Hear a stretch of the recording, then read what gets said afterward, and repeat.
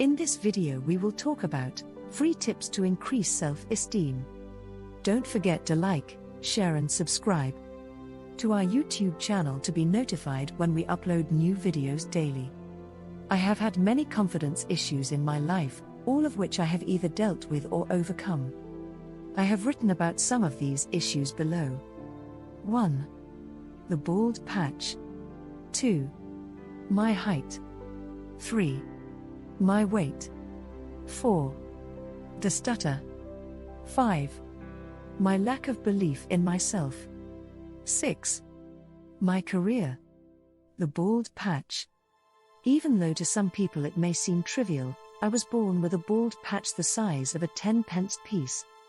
As I went through childhood and especially the teenage years, I became more and more self-conscious and paranoid about it. It was especially noticeable when it rained or when I went swimming, as my hair would become wet. People at school would ridicule me and I was forever trying to hide and cover the bald patch even though most people knew about it. It hurt when people laughed at me and eventually I stopped going swimming altogether. My height. Out of all of my close male family and friends, I am the shortest at 5 feet 4. This probably should not influence my confidence, however, with people continually looking down on me. It did. I have been called many names, the nicest being shorty. I was always jealous of other people taller than I was. I hoped that one day I might have a late spurt. This never came. My height affected me with sport. I wanted to be a striker at football. However, the coaches only wanted people over 6 feet tall. At snooker I am constantly have to use the rest, which makes it difficult to play up to the best standard, and at tennis I was constantly being lobbed.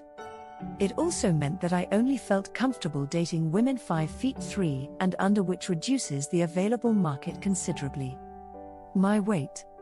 During senior school I was very thin. This may have been the result of my parents turning vegetarian when I was 12. At the time there were very few replacement foods and it seemed as though we went from having meat and 2 veg to just 2 veg. As my parents cooked the food I had little option but to also turn vegetarian. After a few weeks I approached them and told them that I missed and wanted to eat meat. They were understanding to a degree and said, "If you want it, you cook it."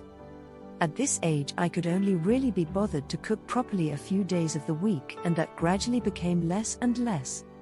People at school would call me names like skin and bone, and my weight became another area of paranoia for me. The stutter. At the age of 4 I developed a stutter. This became gradually worse as I became older, even though my parents were told that I would grow out of it. For what fluent people would class as simple tasks like reading from a book at school, answering questions, saying my name and address, ordering items at the bar or in a restaurant, and speaking on the telephone became a constant battle. It was a very frustrating impediment, as I seemed to be able to talk quite fluently to people I knew well and whom I felt comfortable with, but at other times, especially under any form of pressure, could not say a word. At the age of 22, after about 11 months of sheer hard work and practice, I managed to overcome the stutter. And I now help other people who stutter to achieve fluency, as well as helping people with confidence problems. My lack of belief. I always had a lack of belief in certain areas. I would notice a female in a bar, for example, and would want to go over and talk to her, but would have the negative attitude of I am not good enough. Why would she be interested in me? I stutter. I have a bald patch, I have a menial job. And I am very thin. Even if I approach her and am successful, I would then be expected to buy her a drink, possibly phone her, possibly meet her parents, and maybe even get married. The thought of attempting these things with a stutter and with a lack of social confidence was far too daunting for me. I left school at 16 mainly due to a lack of confidence and the stutter, but then had the problem of finding a job. Again, my lack of belief came shining through. Who would want to employ somebody with a stutter, who has a lack of confidence and who is shy around people? My career. After leaving school at the age of 16, I now had to find employment. Suffering with a stutter and a general lack of confidence meant that work involving the phone or regular interaction with other people were not really an option. I decided that I could probably cope with filing duties in an office and eventually gained a position at an insurance company. I started at the lowest grade, a grade 2, and the work was routine and mundane. The average time to stay at this level before being promoted was 6 months. The grade 3 post involved sharing a phone, and this is something I found very difficult to use. To become upgraded, you had to apply in writing to the personal officer.